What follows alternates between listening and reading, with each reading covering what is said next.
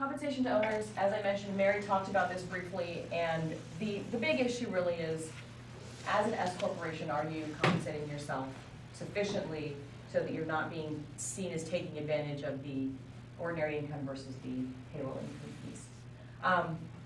As an LLC, which I think was brought up earlier, LLC taxed as a partnership, oftentimes they're taking what's called guaranteed payments. All of that is taxed as self-employment income, so you don't have the same issue with an LLC as you have with an S corporation. It really is unique to S corporations.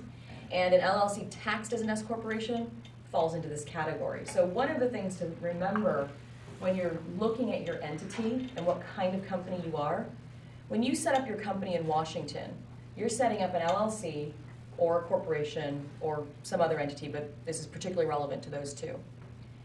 For Washington state law purposes, Washington law governs the requirements. So for instance, LLCs are not required to have annual meetings. Corporations are required to have annual meetings with the shareholders and annual meetings with the board of directors. So you have these entities that are driven by Washington law and governed by Washington law. You can then talk to the IRS and say, hey, IRS, please treat my company in a certain way for tax purposes. So we're looking at the difference between state classification and federal classification. So for the federal classification, your LLC can be taxed as a partnership, which is the default, as an S corporation, or even as a C corporation. And you just tell the IRS, hey, please treat my LLC this way.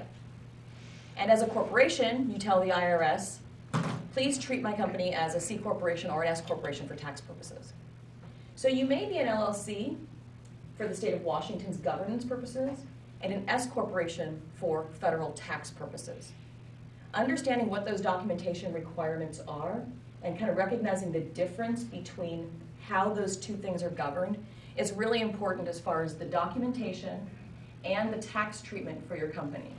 So there's a lot of confusion about, well, I'm an LLC, but I'm really an S corp. No, you're an LLC, you're taxed as an S corp. So trying to think about those two things and separate them is an important part of understanding where you fall in this classification. Michelle, an LLC can also be taxed as a proprietorship, right? If it's a single owner, yeah. So a single owner LLC is a sole proprietorship, which can choose S corp or C corp, and then if it's more than one owner, it's a partnership, which then could be taxed as an S corp or a C corp. Correct. So making sure that you have documentation of what your salary is going to be, how you got to that number, having corporate records that approve those salary figures is an important way of supporting the numbers that you've come up with. Again, it's not a fixed formula that says take gross revenues divided by some amount and you've got a number. It's not that easy. And so working with your CPA on what is reasonable for my business, what is reasonable for the job I'm doing in this business is going to help you get to this. Is the risk of setting too low of a salary versus too high? Or? Correct. So what they're worried about is you have to pay. So if you set it too high, that's probably not a big risk in their mind. That's not a big risk at all. They make more money. Yeah, they're good with that. They're good with that. So the idea and the general advice is you go on the low end of the reasonable spectrum, right? So you want to be in the bucket of what the IRS would say is okay, but you want to keep it kind of on the conservative low side if you can get away with it. Okay, so when my wife and I set up the LLC, we set her up as a sole member. So I get a salary, right? And then she's not taking any draw. Probably this year she'll start taking a draw out of it. So that's totally fine as long as the salary that I'm getting is realistic, right? Well, actually, it's completely separate because she's not working in the business, and so she's not getting the salary distribution piece. You're not an owner, right? I mean, you're an owner of a community property, but not as a stockholder. Correct. We said that. So, I haven't seen that issue. If he's being paid a market salary but not an owner, I don't think that the distributions to her are going to be a problem. So, good question though. Well, they're going to look at whether his wife is working in the business and getting a reasonable salary, right? But if she's not working in the business at all. Well, she's working in the business though. Oh, she is. Okay, so if she's working in the business, then she needs a reasonable salary for what she's doing before the draws. If you're being taxed as an S corp.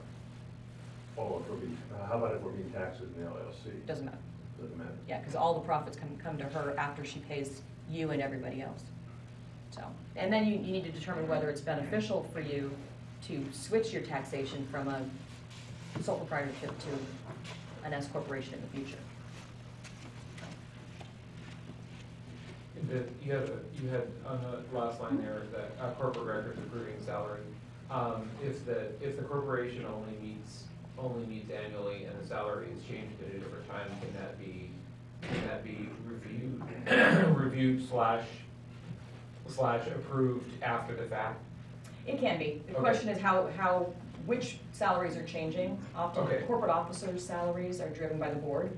Okay. So if the corporate officers are being changed in the year, the board would have a special meeting that would then approve that. Okay. In LLC, you don't have that board function, so you would look at how your corporate documents are set as to who needs to make that decision and how they make that decision. Okay. But really, it's the compensation of the officers and the owners that are the critical factor here. Okay.